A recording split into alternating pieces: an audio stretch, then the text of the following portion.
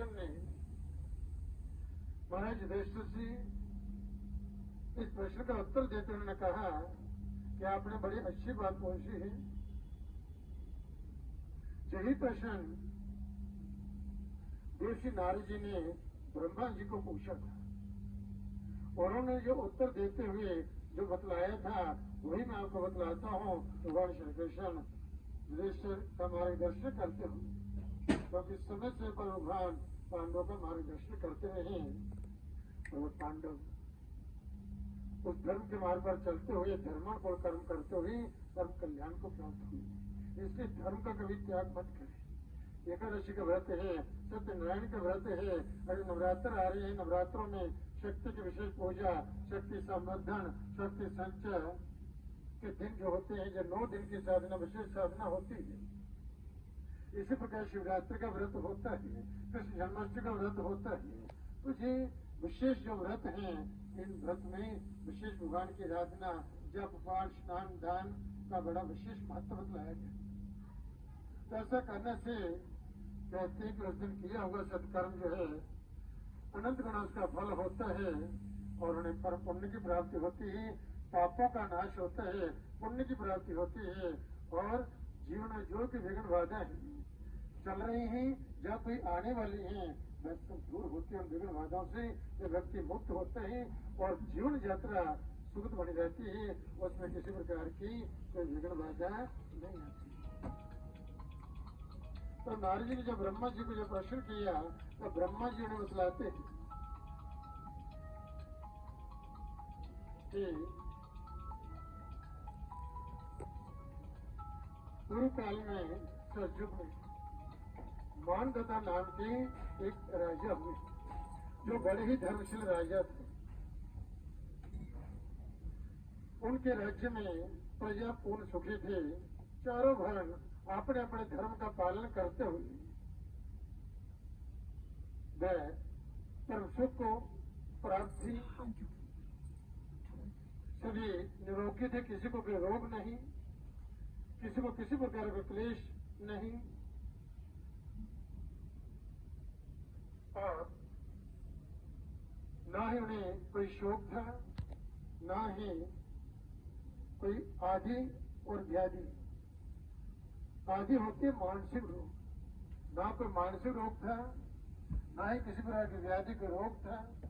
रोग की जीवन में जी रहे थे और सभी सुखी थे और धन से सब परिपूर्ण थे। ना तो किसी को धन की कमी थी और ना ही किसी को ईर्ष्या, किसी के प्रति ना द्वेष था।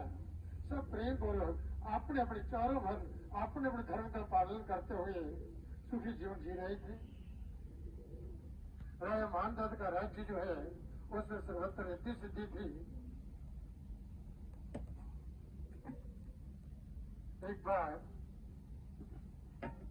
उनके राज्य में 3 वर्षों का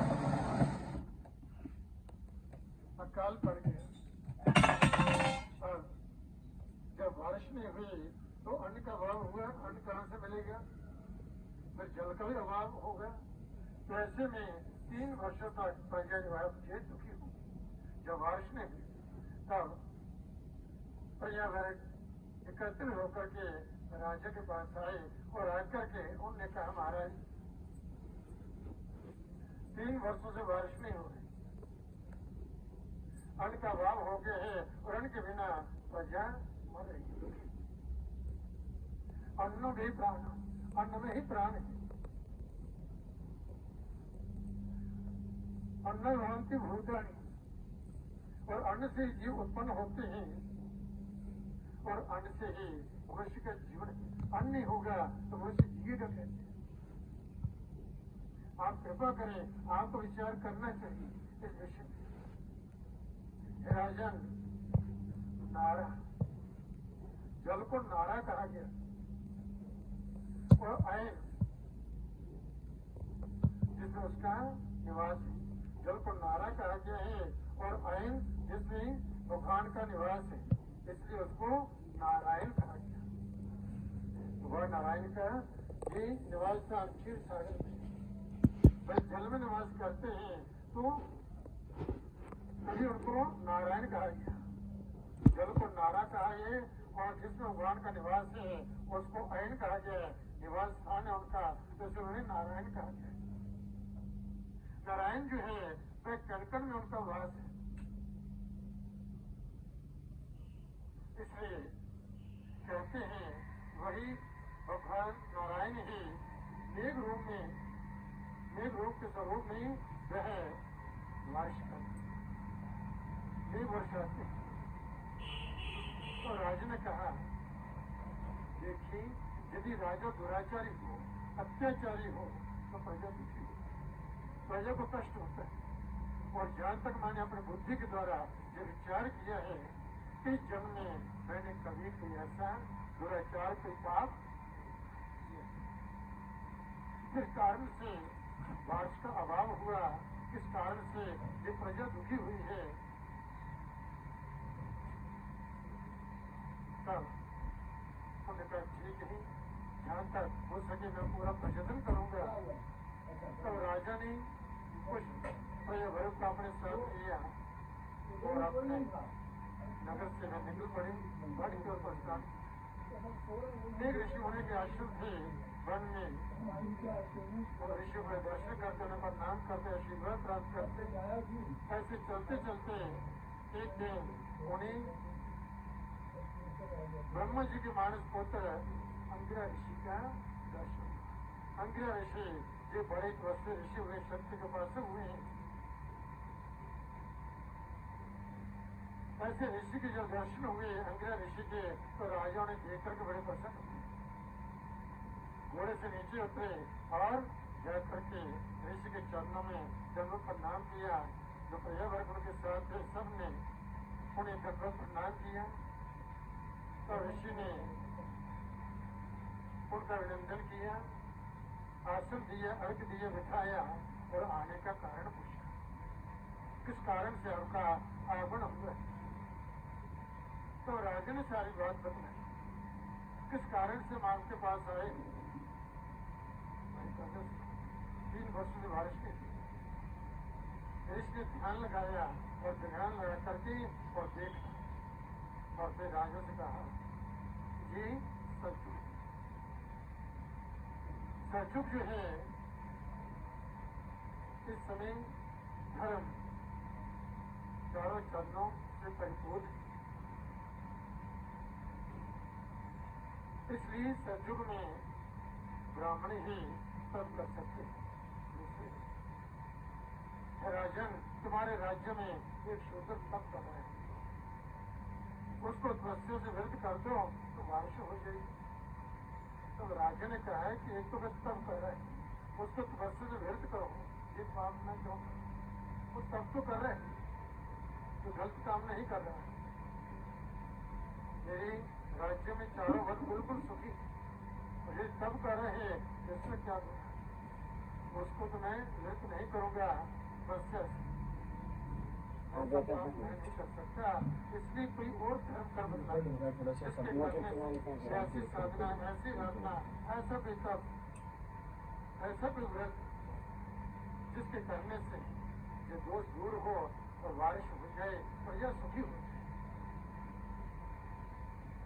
तब ऋषि ने कहा कि राजन, भाद्रपद शुक्ल पक्ष की पद्मा नाम की एकादशी, आप प्रजा के साथ, अपने परिजनों के साथ मिल करके इस व्रत को भगवान से प्रार्थना कीजिए, मंत्र जप वैश्य देव कृपा होगी और देव की कृपा से ही जीवन में रहती स्थिति होती है, सब कार्य सफल होते हैं, तो बारिश अवश्य होती है। ऋषि ने आशीर्वाद दिया, सब विधि विधान बतलाया, और राजा ने सब प्रजा वर्ग ने उन्हें प्रदान किया और वहां से वापस अपने नगर में पहुंचे।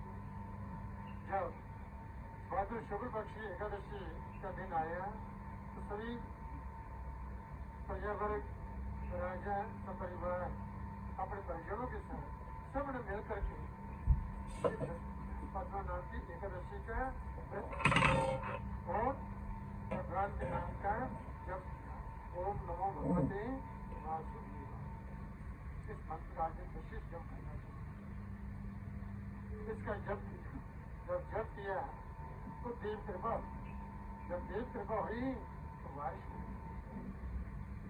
बारिश होने लगी, प्रजा सुखी हुई, सबके कष्ट दुख सब दूर। इसलिए ये व्रत, ये जप, ये साधना, ये राधना, ये वास्तव में वृक्ष बसा ओर से सुख देने वाली है, उनके कष्ट को दुख विपत्ति को दूर करने वाली है। वास्तव में ये जब जप करते हो, देव दर्शन करते हैं, दीन दुखी सेवा करते हैं, परोपकार करते हैं, पुण्य कर्म करते हैं, इससे मनुष्य के जन्म यात्रा के पापों का नाश होते ही जब पाप नष्ट हो जाते हैं, पुण्य की प्राप्ति होती है। जब पुण्य की प्राप्ति होती है तो जीवन यात्रा सुखी बनी रहती है। जीवन यात्रा में किसी प्रकार की विघ्न बाधा नहीं आती। इसलिए कल्याण का मनुष्य चाहिए।